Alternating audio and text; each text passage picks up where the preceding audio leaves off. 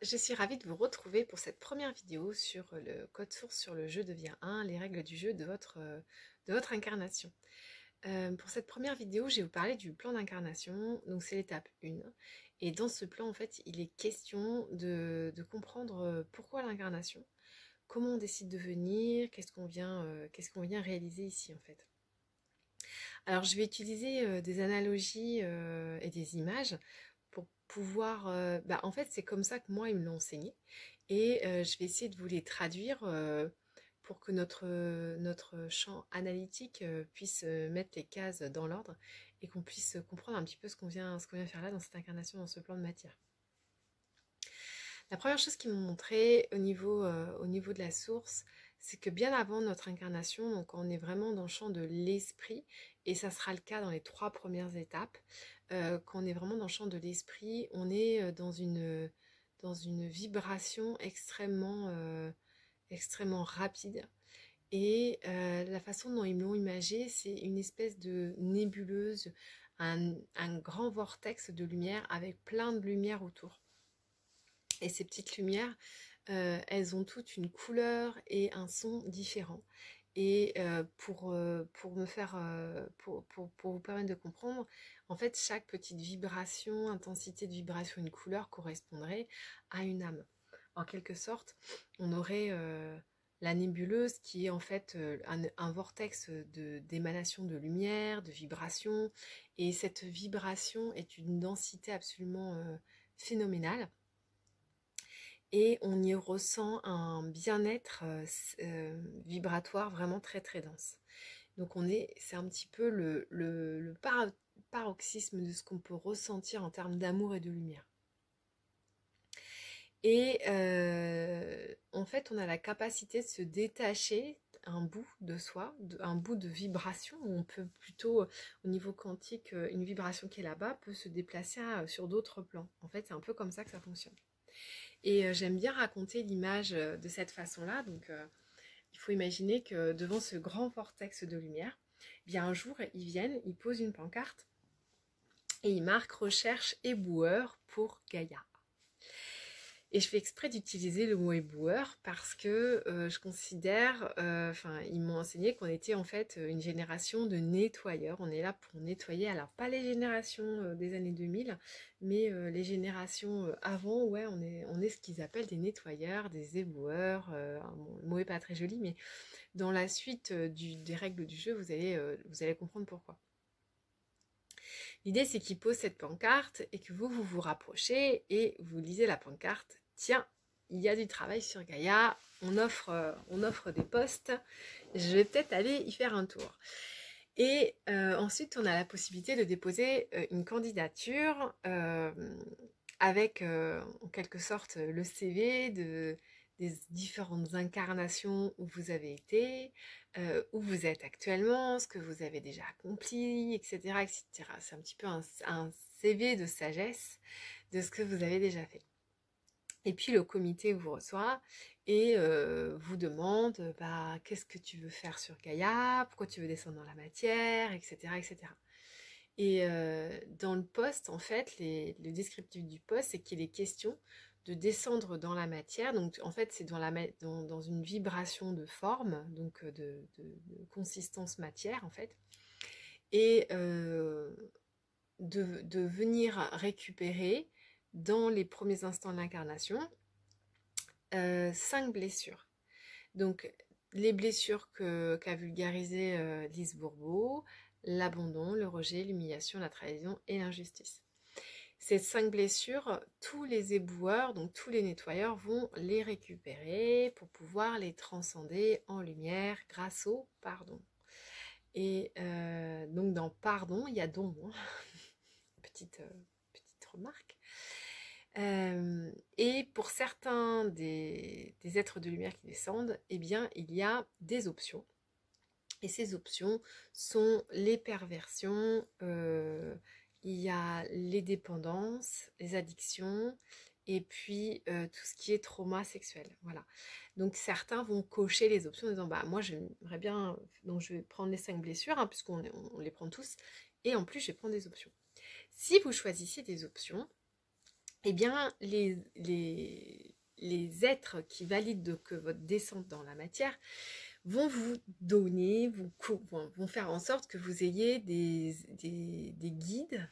Je vous ferai une vidéo pour vous expliquer ça, parce que c'est pas vraiment, enfin c'est un peu les mots qu'on utilise, c'est un peu notre vocabulaire, mais c'est pas tout à fait ça.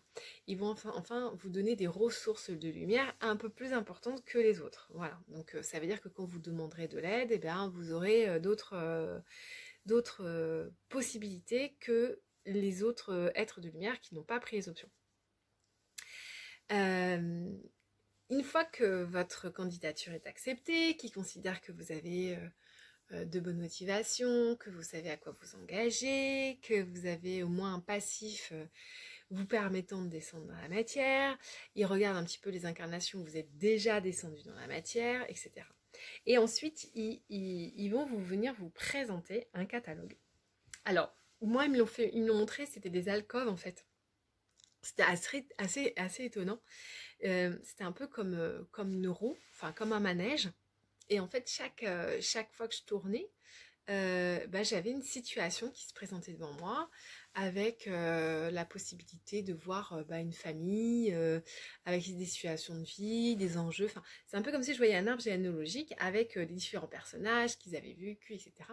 Et en fait, leur visage était vide et je voyais bien qu'en fait, c'était une possibilité. Il y avait une dizaine, une vingtaine de pages sur mon catalogue et je pouvais donc choisir, en fait c'est un petit peu cette étape-là, c'est un peu comme si on vous avait dit un petit peu avant, voilà, on lance un escape game sur Gaïa, qui veut participer à l'escape game? Et quand tu as validé ton inscription à l'escape game, on te dit maintenant, il faut que tu choisisses ton personnage. Et quand vous jouez à un jeu vidéo, généralement, je n'ai pas beaucoup joué, mais j'ai joué à certains. Je pense que vous pouvez avoir aussi ça dans votre mémoire. Tu peux choisir un personnage. Par exemple, à Mario, tu choisis si tu es Mario, si tu es le champignon, si tu es Luigi, si tu es la princesse pêche, etc. Et là, en fait, c'est un peu ça, cette étape. C'est-à-dire qu'une fois qu'on a validé ton inscription au jeu, tu dois choisir quel personnage tu veux incarner. Et en fait, moi, j'appelle ça l'archétype. C'est-à-dire que la personne que tu es actuellement, donc moi, par exemple, je suis Estelvio, c'est l'archétype que j'ai choisi sur le catalogue avec les situations de vie qui s'en raccrochent. Donc, en règle générale, tu vas aller jusqu'à choisir ton apparence physique. Et donc, en fait, c'est un peu comme si tu avais des curseurs. Et tu crées ton personnage en disant voilà, je veux un personnage qui a une bonne allocution, ou pas trop, je veux vivre la timidité, ou je veux aller explorer telle difficulté dans ma vie, ou je voudrais une apparence où je sois plutôt assez élégant, ou pas du tout, j'aimerais dépasser le fait que les autres jugent mon apparence comme étant problématique, enfin, voilà. Et en fait, vous allez choisir vraiment tout votre avatar, tout votre archétype, tout votre avatar, vous allez complètement le façonner, le choisir.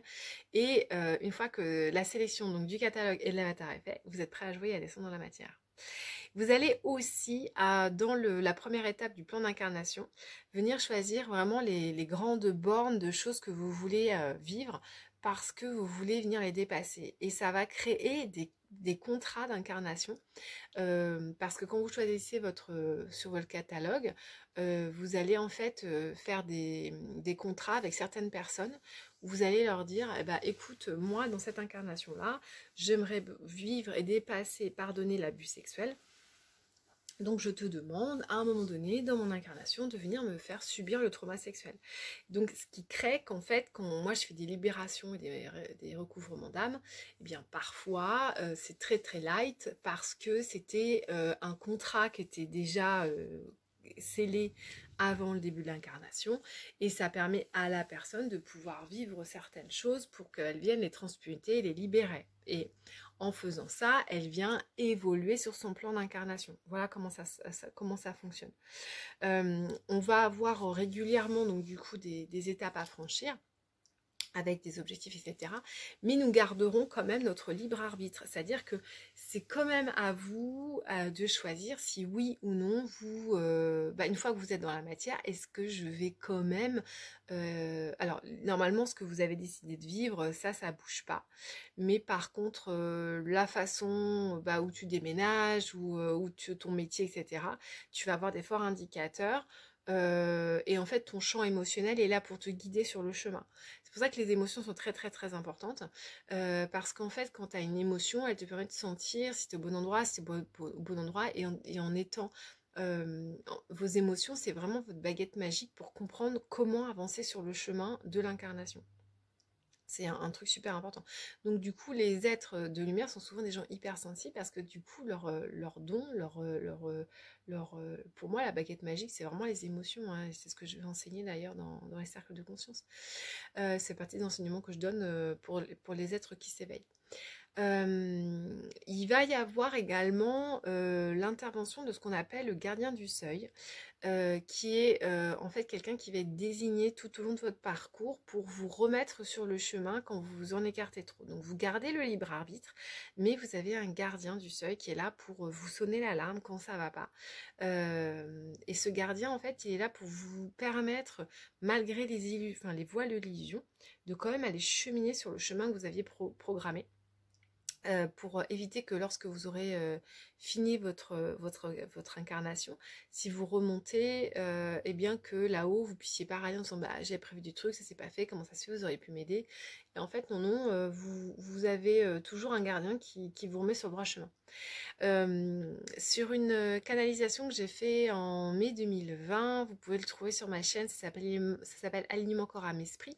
Les dernières lignes de cette canalisation, vous pouvez entendre le contrat que nous faisons avant de nous incarner. Donc il y a comme une espèce de prière ou un truc qu'on émane, une intention qui dit notamment qu'une fois dans la matière, nous allons vivre des obstacles, que c'est bien prévu, que c'est au programme et qu'à tout moment, nous pouvons faire des demandes pour pouvoir être aidés et accompagnés. Et c'est quelque chose qu'on a eu tendance à beaucoup occulter, on a beaucoup de mal à se replonger dedans. Alors autant les obstacles, etc., vous devez les dépasser vous. Vous ne pouvez pas demander aux énergies célestes, enfin les énergies au-dessus, j'appelle ça les archétypes, de choisir pour vous parce que ça fait partie de votre travail en fait de choisir, hein, de choisir les directions, etc. Donc c'est vos émotions qui vous permettent de savoir ça. Ne remettez pas dans les mains des autres puisque c'est en vous que la réponse réside et notamment à travers votre champ émotionnel.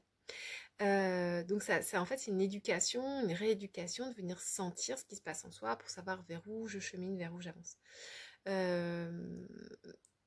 Hop, j'ai décroché la suite de ce que je voulais vous dire par rapport au sentier, de ce que vous pouvez vous demander à vos guides. Mais par contre, vous pouvez très bien, une fois que vous avez identifié un trauma à venir libérer, par exemple sur l'abandon, demander à vos archétypes, voilà, est-ce que vous pouvez m'aider à libérer ça? Et généralement, ils vous proposent ou les personnes qui peuvent vous aider, ou ils vous mettent en face de situations qui vous permettent de les libérer, etc. Et vous avez toujours de l'aide de l'autre côté. C'est toujours à vous de le faire, mais ils peuvent vous aider au moins sur ces choses-là. Voilà. Donc le plan d'incarnation, c'est quelque chose qu'on va oublier. On va avoir oublié ce qu'on décide. Néanmoins, on va avoir des indicateurs très très forts sur votre date de naissance. Et donc moi, c'est ce que j'appelle la lecture du plan d'incarnation. En fait, sur votre carte astrale, le moment où vous allez naître, il va y avoir des alignements de planètes qui vont être de forts indicateurs sur ce que vous êtes venu expérimenter. Et moi, j'ai par expérience, les gens qui viennent lire leur plan d'incarnation, le retour qu'ils me font, c'est que ensuite, après, ils arrêtent de lutter en fait contre des trucs qui sentent en eux et qu'ils apprécient pas forcément, donc ça les libère de la culpabilité souvent, ou alors, ça leur permet vraiment de se positionner en d'accord, ok, j'intègre que moi c'est ça, et du coup, bah, je vais aller dans cette direction où j'ai compris que ça faisait partie de mes obstacles, et il y a une espèce d'acceptation qui se fait, et ce qui a tendance ça permet de lâcher prise, quoi. Par exemple, moi sur mon thème natal, il y a 2 planètes qui sont positionnées, qui disent, comme s'il y avait marqué en gros, guide spirituel. Donc si vous voulez, je pourrais très bien décider d'une autre vocation, mais il est évident pour moi que je serai épanouie que en donnant des enseignements, parce que c'est vraiment ce qui a marqué en gros sur mon plan natal. Donc autant m'éclater à vous donner tous les savoirs que j'arrive tous les enseignements que j'arrive à récupérer, pouvoir être le haut-parleur du mieux que je puisse pour ça. Et vous, c'est pareil, en fait, en faisant une lecture du plan d'incarnation, vous pouvez savoir quels sont les gros indicateurs.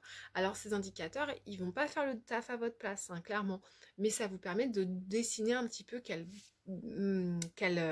page de catalogue vous avez choisi et vous dire ok d'accord c'est ça le chemin. Moi, je le vois très fort, cette notion de catalogue, etc. Parce que quand j'accompagne des gens, je vois vraiment dessiner vraiment des situations types, hein. C'est vraiment ça, en fait, c'est des situations types qui se rejouent sur plein de gens.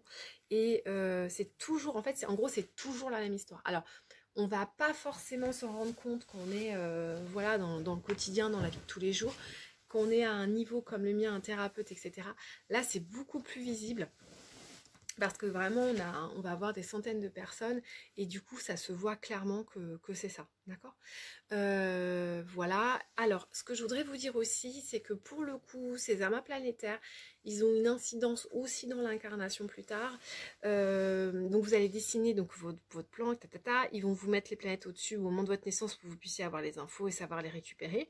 Et après, il faut savoir que quand on récupère notre matière traumatique, donc ça sera l'étape 4 du code source, je vous en parlerai donc dans 3 vidéos, eh bien on s'aperçoit, enfin moi je m'aperçois vraiment très très fort, et je pense que d'autres thérapeutes pourraient en témoigner aussi, que en fait quand les amas planétaires se positionnent à certains endroits, on va venir libérer tous ensemble la blessure de trahison, tous ensemble la blessure d'abandon, etc., etc. Donc en fait nous les êtres de lumière, on est beaucoup moins seuls que ce qu'on imagine. On est vraiment une espèce d'agglomérat de cellules et de vibrations communes. Et l'idée de pourquoi on est pourquoi on est des éboueurs de Gaïa dans cette incarnation, c'est parce que tous ceux qui s'incarnent maintenant, c'est vraiment pour le changement de paradigme. Et le changement de paradigme impose que Gaïa fasse du tri et qu'elle libère certains archétypes, certaines idées, certaines choses, et dans ce qui se propose dans ce nouveau paradigme, eh bien il n'y aura plus toutes ces blessures. Donc l'idée principale des éboueurs de Gaïa ou des nettoyeurs de Gaïa, c'est qu'on vient pour prendre ces blessures et pour les élever et les transmuter en lumière tous ensemble. Si vous voulez, chaque blessure étant un petit peu le plomb ce qui plombe Gaïa. Alors Gaïa, elle ascensionne, hein, mais au niveau de l'humanité, on a besoin de venir libérer les choses.